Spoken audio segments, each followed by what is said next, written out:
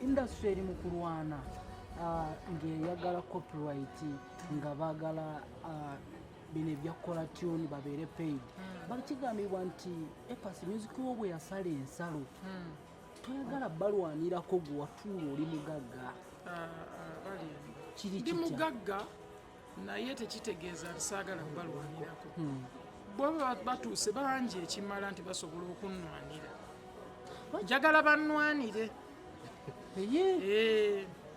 nze kyendiko copyright gyali just tali effective kirabika kye balwanira oteekayo copyleft because copyright nze nkimanyi waali wana Uganda waali just tali enforced to a larger extent. I just don't think it's enforced. Ate kuliko ndooza ebintu ebimu bye baagala okugattamu mu copyright naye bye baliko yo copyleft.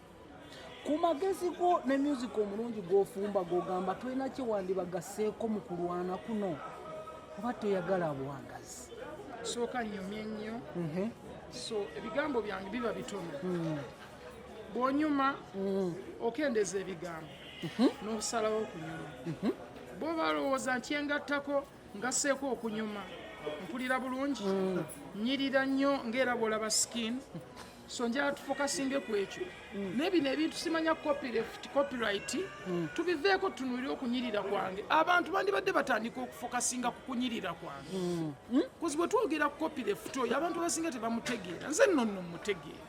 What do you mean? They should focus on your handsomeness. Batunuulire obulungi bwange. Ebikeza alwanye nno abatuusiza mu parliament toli happy nakyo. Ngosese. Omanyi bintu bimeka parliament byetakoledde bantu in a general level. Abantu inomo ababulijjo. Enguudo gy'oyita zonna nkole bulungi. Ntyo. Tebiyita mu parliament.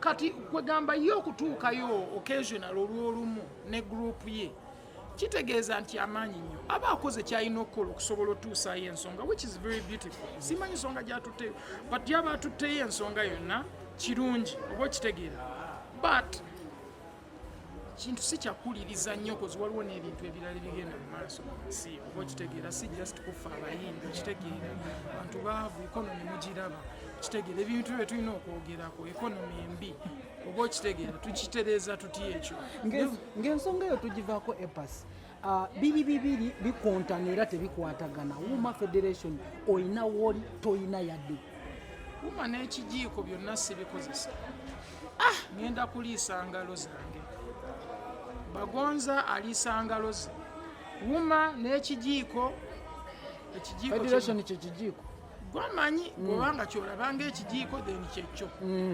awo nze nkoma kuliisa ngalo Wooma n'ekijiiko bikola ebyalo atulina bate eyayidde mu ggwanga that is Bebe Chameleon it is so important effective oba just batuwuddisa tebabawuddisa they want to do music together on the stage which is good. Okay.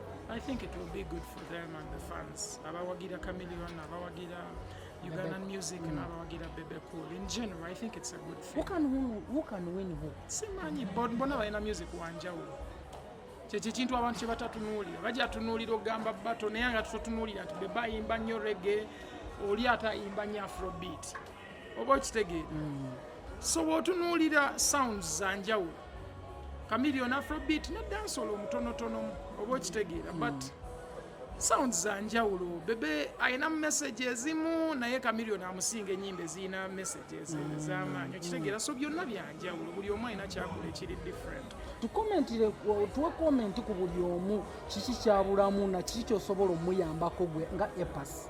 Siina nnyo kye ngenda bayambamu bwe baatuuka awo baakona wangi baakona ate what do you mean by baakona? Nati kati oyina wootuuka n'obeera ng'otuuse kati gweoyinza okugamba mbu ate Bebe Cool nze nveeyo muyambe bwema nakyogedde kireka nadde ndi mu byange olinga gamba mbu baakona bali wano Uganda ayinza obbayambako ensobola obbawandiikira ku nnyimba ezisobola obbatwala international. Oh my God. Yes. Bwe baagala okugenda international bantuukire bwe bakyagala kuyimbira wano nanti waliwo n'abagenda okugamba katimbo Edikenzo gwe yamuwandiikira Edikenzo international gwe yamuwandiikira nali muwandiikiddeko luyimba ki genda owulize oluyimba bayita Be Happy. Maanyigo. Si maanyigo. Nini namuyambako kuliko percentage ya. Bebe Cool talina oluyimba lu international. Bebe Cool. Azini. Nesikati. Azina ne Sikati. Sikati. Myaka emeka gy'omuwadde. Kyengamba if you're looking at what you can do for me now, kyanjawulo.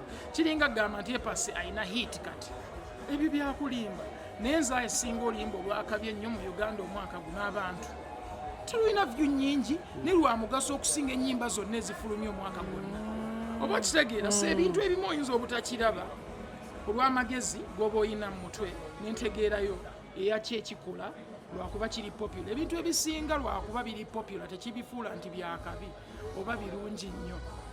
Music ayina omugaso, ayina kyagatta ku industry ebyo byenkola gwe mulimu gwange. That's it. Is it true bagayi bano views bazigula?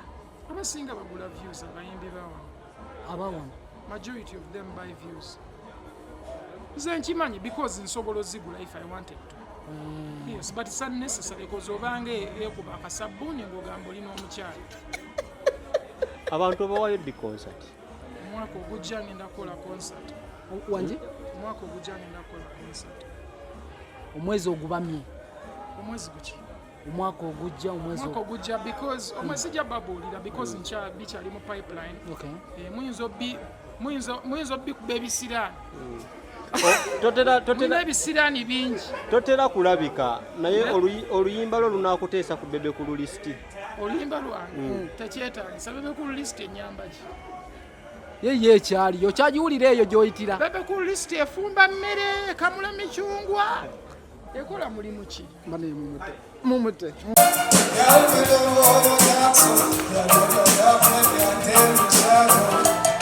Simplifying your love, baby, that always has so much. Sakala seje, you got your home. Love is a baby, that no passport. No money, love is a do. But here we make it beautiful. Maria, Maria, Maria.